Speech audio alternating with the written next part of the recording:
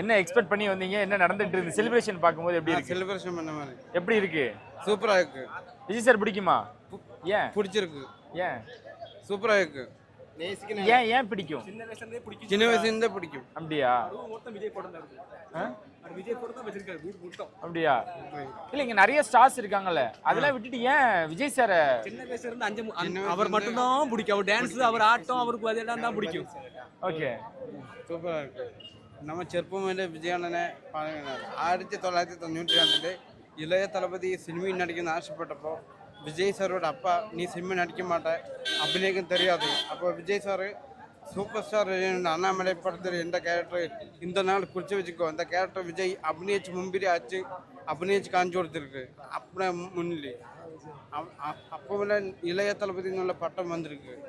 அப்போல நம்ம விஜய் அண்ணனை ஃபர்ஸ்ட் பிடிக்கும். பொலிட்டிஷியனா இப்ப பிடிக்குது, ஆக்டரா பிடிக்குமா உங்களுக்கு? ஆக்டரா பிடிக்கும். ஆக்டரா இப்போ பொலிட்டிக்ஸாயும் பிடிக்கும். பாலிடிக்ஸ் பிடிச்சிருக்கா? அவரோட பாலிடிக்ஸ் உங்களுக்கு பிடிச்சிருக்கா?